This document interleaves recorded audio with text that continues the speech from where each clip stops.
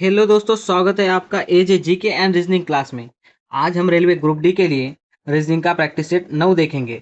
इसमें रीजनिंग के 5 इंपॉर्टेंट प्रश्न है। यदि आप railway NTPC RPF constable SSC GD की तैयारी करते हो तो ये प्रैक्टिस सेट आपके लिए काफी इंपॉर्टेंट है, क्योंकि इस प्रैक्टिस सेट में जो प्रश्न दिए गए हैं इसी टाइप के प्रश्न आपके परीक्षाओं में पूछे जाएंगे।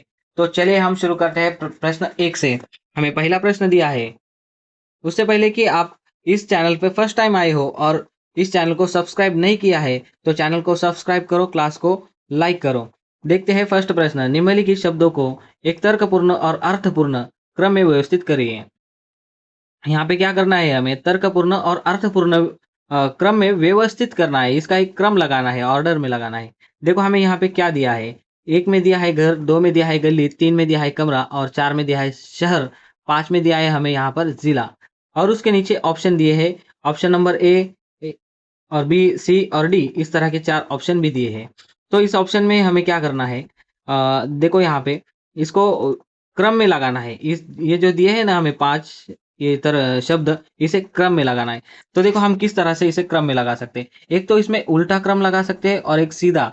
जैसे कि मान लो यहाँ पे जिला दिया है तो जिले को हम पहले ले सकते हैं। जिले से छोटा क्या होता है, शहर। मतलब शहर का कितना क्रम है, 4।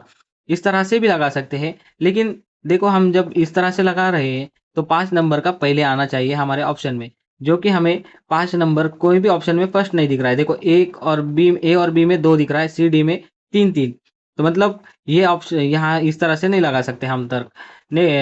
नेक्स्ट हम ट्राई करेंगे अगली मेथड। देखो यहाँ पे या तो फिर छोटे छोटे चीजों से बड़ा ऐसा बना भी सकते हैं। जैसे कि मान लो इसमें छोटा क्या है, देखो घर है, गली है, कमरा है, शहर, जिला। कमरा जो है ना ये सब में छोटा है। मतलब यहाँ पे हम फर्स्ट लेंगे कमरे को, यहाँ पे 3 लिखते। देखो कुछ कमरे मिलकर एक घर बनता है, ठीक है ना। मतलब कुछ कमरे से एक घर बनता है, इसलिए हम क्या करेंगे, कमरों के बाद एक घर मतलब एक लेंगे। उसके बाद देखो कुछ घर मिलकर क्या बनता है, शहर या जिला, नहीं, या गली बनती है। तो देखो कुछ घरों से मिलके एक गली बनती है, ठीक है ना। तो हम इसलिए क्या लेंगे, 2 लेंगे। अब देखो कुछ दो मतलब कुछ गलियों से मिलकर क्या बनता है, जिला या शहर। तो कुछ गलियों से मिलकर यहाँ पे देखो शहर बनता है। आपको ये तो पता ही होगा, एकदम मतलब सिंपल सा यहाँ पे लॉजिक है, जो कि हमें डेली यूज में ये मतलब हर बच्चे को पता ही होता है ये।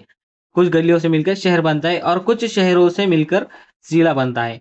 तो जिला बनता है तो इसे लास्ट में लेंगे 5 को। तो हमारे को हमारा इस प्रश्न का उत्तर कौन सा ऑप्शन बनेगा, जिसमें 3 1 2 4 5 हो जाएगा। देखो 3 से शुरुआत किस ऑप्शन की है, ए और बी की तो नहीं, इसलिए ये कैंसल।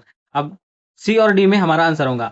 3 के बाद 1 2 इस तरह का कौन से ऑप्शन में, ऑप्शन नंबर सी में। तो इस प्रश्न का सही आंसर क्या बनेगा, ऑप्शन नंबर सी। अगला क्वेश्चन अब हम देखते हैं। अगले क्वेश्चन में हमें दिया है, निम्नलिखित प्रश्न में दिए गए विकल्पों में से विषम शब्द का चयन करें। विषम यानी कि हमें कोई 4 ऑप्शन या 4 शब्द दिए हैं, उसमें से 3 किसी एक तरह समान है और एक वो जो है ना भिन्न है। तो उस भिन्न को हमें यहाँ पे चयन करना है। इस प्रश्न में ये पता चलता है। देखो अब हमें जो ऑप्शन दिए है उसमें दिया है विटामिन से, विटामिन डी, सी, विटामिन डी और विटामिन ई। तो हमें इसका कुछ तो हमें थोड़ा बहुत इस क्वेश्चन का या इस विटामिन के बारे में हमें थोड़ा सा नॉलेज होना चाहिए, जो कि हमें हर बच्चों को होता ही है। बायोलॉजी की क्लास में आपने पढ़ा होगा विटामिन के बारे में। तो देखो हम देखते हैं इसमें क्या लॉजिक लग सकता है या क्या रूल्स होता है। देखो विटामिन ए जो है ना, ये है ना फैट सोल्यूबल है, ये हम फैट लिखते हैं। विटामिन सी जो है ना वाटर सोल्यूबल है। और विटामिन डी जो है, तो ये विटामिन डी फैट सोल्यूबल है। विटामिन ई भी क्या है, ये फैट सोल्यूबल है। तो अब हम यहाँ देखेंगे हमें, तो हमें क्या दिख रहा है कि यहाँ पर जो विटामिन सी है ना ये भिन्न लग रहा है। यहाँ पर विटामिन ए फैट सोल्यूबल है और विटामिन सी भी फैट सोल्यूबल है और डी भी क्या है, ये फैट सोल्यूबल है। लेकिन ये विटामिन सी जो है ना ये है तो वाटर सोल्यूबल है, इसलिए यहाँ पे ये विषम हो रहा है। इस प्रश्न का आंसर हमारा क्या बनेगा, option number B, vitamin C. Next question अब हम देखते हैं। नेक्स्ट क्वेश्चन में हमें पूछा है, उस विकल्प का चयन कीजिए जो तीसरी संख्या से ठीक उसी प्रकार संबंधित है जैसे दूसरी संख्या से पहली संख्या। मतलब ये दूसरी संख्या से पहली संख्या जिस तरह से संबंध बना रही है उसी तरह से ये तीसरी संख्या ये यहाँ पर चौथी संख्या से संबंध होना चाहिए। तो देखो हमें इसमें हम चेक करते हैं कौन से संबंध लगते हैं, और यहाँ पे जो संबंध लगा रहे हैं इसी संबंध से हम इसको इस 16 को संबंध में बिठाकर ये क्वेश्चन मार्क की यहाँ पे क्या करेंगे, चेंज करेंगे, क्वेश्चन मार्क की जगह पे वहां उस आंसर को रखेंगे। तो देखते हैं यहाँ पे कौन से संबंध लगते हैं। देखो 12 से 60 किस तरह से बना सकते हैं हम। 12 का 5 से गुना करने के बाद बनता है ना 12 पंचे 60, ठीक है। तो अब हम 16 को भी 5 से गुना कर लेंगे। 16 पंचे 80 बन गया क्या, 16 पंचे 80। तो देखो ऑप्शन में हमें कहीं 80 है क्या, नहीं दिख रहा है। तो ये लॉजिक हमारा यहाँ पे रॉन्ग हो सकता है, इसलिए यहाँ पे हमारा आंसर में हमें दिया नहीं है। दूसरा कोई लॉजिक या दूसरा कोई पैटर्न लग रहा है क्या, यहाँ पे हम चेक करते हैं। चलो देखते हैं नेक्स्ट पैटर्न। हम क्या करेंगे, इस 12 को 2 से भाग देंगे। 12 को 2 से भाग देने पर कितना आता है, 6 आता है, ठीक है 6। अब इस 6 को माइनस 1 करेंगे तो कितना आ रहा है, 5। अब क्या करेंगे, इस 12 को क्या करेंगे, हम 5 से भागेंगे। इस 12 को 5 से भागेगी भागेंगे सॉरी गुना करेंगे तो कितना आएगा, 60, ठीक है। अभी देखो यहाँ पे 60 निकल के आ रहा है, तो ये संबंध यहाँ लग रहा है हमें। तो नेक्स्ट हम क्या करेंगे, इस 16 को भी वैसा ट्राई करके देखेंगे। चलो देखते हैं, 2 से भागेंगे पहले 16 को, कितना आएगा यहाँ पे 8। अब ये 8 से माइनस 1 करेंगे तो कितना बनेगा, 7।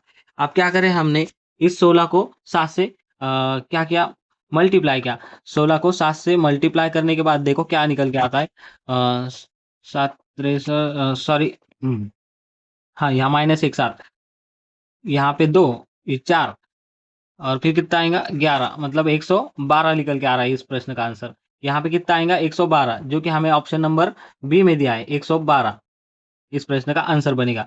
नेक्स्ट क्वेश्चन अब हम देखते हैं अगला क्वेश्चन। हमें यहाँ पे सिंप्लीफिकेशन का क्वेश्चन दिया है। इस प्रश्न में क्या करना होता है हमें, यहाँ पे जो 9 फिर +8 फिर भागा 8 -4 मल्टीप्लाई 9 दिया है, तो इसमें क्या करना है हमें, यहाँ पे जो साइन दिया है तो इस साइन को चेंज करना है। किस तरह से चेंज करना है, तो देखो यहाँ पे हम प्लस का अर्थ दिया है यहाँ पे, जो कि गुना है। तो यहाँ पे हमें प्लस के साइन की जगह पे गुना लेना होगा। देखो हम लेके देखते हैं सब यहाँ पे।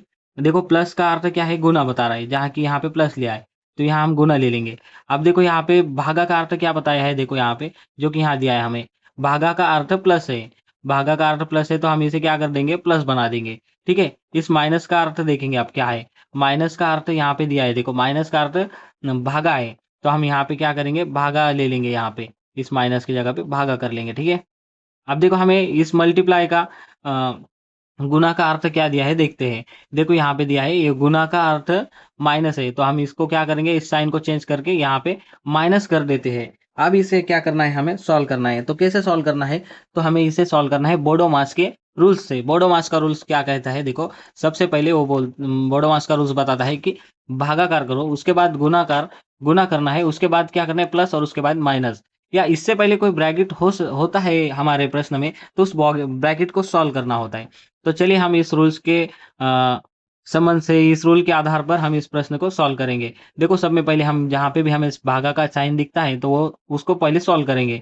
भागा का साइन हमें कहाँ दिख रहा है, देखो यहाँ पे इस 4 और 8 के बीच में हमें दिया है, 8 और 4 के बीच में। तो देखो यहाँ पे हमने अगर से 8 को 4 से भागने पर कितना आएगा, यहाँ पे 2 आएगा। देखो 4 के 4, 4 2 8, 8 आ गया। उसके बाद हम क्या करेंगे, गुना करेंगे। यहाँ पे हमें गुना का साइन दिया है, 8 और सॉरी 9 और 8 के बीच में हमें गुना करना है। 8 9 72, ये देखो 72 प्लस, यहाँ पे प्लस है ना इसलिए प्लस लिखा, और ये 2 हमारा जो है, तो और फिर माइनस कितना है, 9 है। तो अब देखो हम इसे सॉल्व करेंगे तो ये कितना हो जाएगा, 74 माइनस देखो 72 प्लस 2 कितना हो गया, 74, और 74 माइनस 9 कितना हो जाता है, 65। इस प्रश्न का आंसर क्या बनेगा, 65 65, जो कि ऑप्शन नंबर ए में दिया है 65। इस प्रश्न का answer option number A. Next question देखते हैं अब हम। नेक्स्ट क्वेश्चन में दिया है हमें, यदि टॉपिक को 26,793 और माइन को 49,55, तो मल्टीप्लाई क्वेश्चन मार्क। तो इस मल्टीप्लाई की जगह पे क्या आएगा, इस तरह का प्रश्न पूछा है। तो ये अल्फ़ाबेटिकल नंबर्स का जो क्वेश्चन है, तो इसमें क्या होता है, जो अल्फ़ाबेट दिए हैं हमें, जैसे टॉपिक में TOPI दिया है, तो इसके जो नंबर्स होते हैं अल्फ़ाबेटिकल नंबर्स, तो उसके आधार पर ही ये यहाँ पे लॉजिक पर ही यहाँ पे ये कोड दिया होता है। तो देखते हैं किस लॉजिक के आधार पर ये कोड लिया है यहाँ पर। देखो टी का जो है ना अल्फ़ाबेटिकल नंबर होता है 20, ओ का क्या होता है 15 होता है, ओ का कितना होता है 15। तो यहाँ पे तो 2 और 6 लिखा है। तो देखो क्या किया है इन्होंने, ये जो टी का अल्फ़ाबेटिकल नंबर होता है देखो 20, तो इन दोनों नंबर्स को प्लस करके एक ही मतलब सिंगल डिजिट वाली नंबर्स बनाया है। जैसे कि 2 और 0 को प्लस करने के बाद क्या आता है, 2 आता है। अब देखो ओ जो है इसका क्या नंबर होता है अल्फ़ाबेटिकल में, 15 होता है।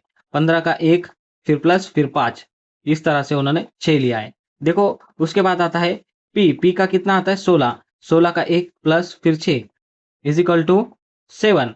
तो देखो यहाँ पे दिखता है हमें 267 267। तो इस तरह से यहाँ पे उन्होंने लॉजिक लगाकर इस प्रश्न को सॉल्व किया है, कर सकते हैं हम।